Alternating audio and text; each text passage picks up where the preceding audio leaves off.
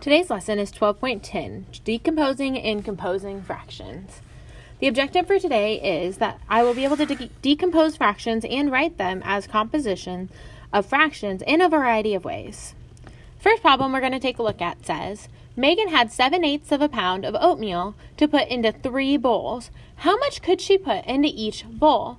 If the amount of oatmeal did not have to be the same in each bowl, write your answer in an addition sentence that looks like what we see here. So what I'd like for you to have done in your notes is I want you to go ahead and write this part in.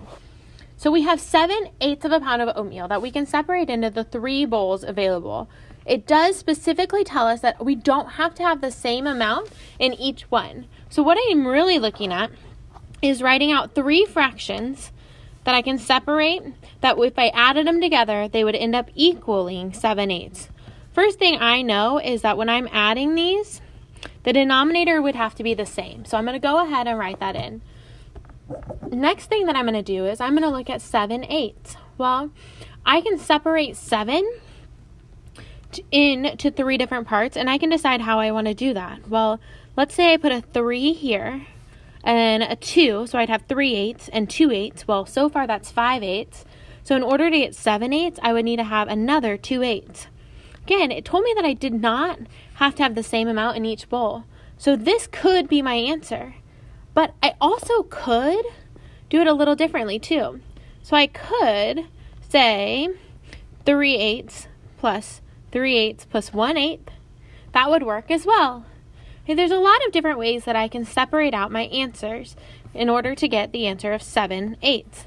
My denominator had to stay the same for each one of these 3 fractions, but my numerator could be different options depending on what numbers I would want to add together in order to get 7. This is what we call decomposing. So when we decompose a fraction, we take one whole fraction and I separate it into multiple parts. So decompose is another word to mean break down. So include in your note that decompose, it means break down. So go ahead and include that in your notes if you have not yet already. We're going to take a look at this problem. So this time we have a mixed number, and it says Shannon had 3 1/8 sections of a garden to divide equally.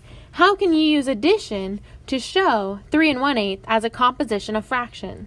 Well, the first thing that I would like to do is write this out as a improper fraction and separate it out that way. So I would take my large number, I multiply down, and I add up. Remember the check mark method. So 3 times 8 would give me 24. I add the top number, so I have 25/8.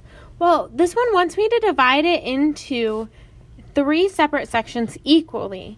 But based on what I know, I can't separate out 25 divided by 3 equally. So I'm going to have to try something different.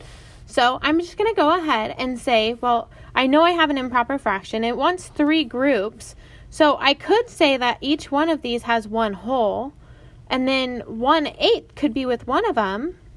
So really, I would end up with 1 1/8 plus 1 plus 1.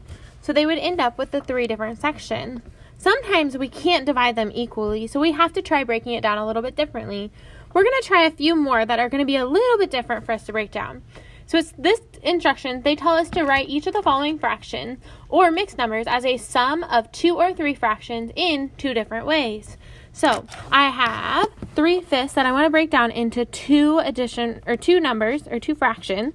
Again, my denominators still have to stay the same. So I could do 1/5 plus 2/5, which would give me the answer of 3/5. I could also do 2/5 plus 1/5, so I could switch those around.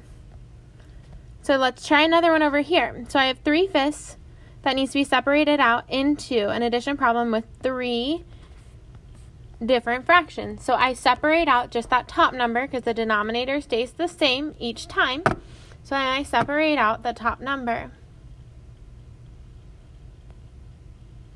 So I would like for you to go ahead and try number 2 and number 3 in your notes right now. And then we have a few more problems to try together.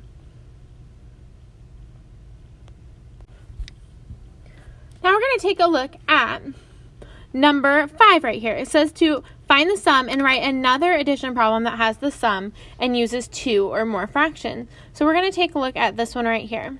So I'm going to start by adding them all together. So I end up with 3 plus 3 is 6 plus 1 is 7 4. So I'm going to add this one. I'm going to try writing it a little bit differently. So I'm going to do 4 fourths plus 3 fourths. So I could still do that, and I would still end up getting my answer would still be equal to 7 fourths.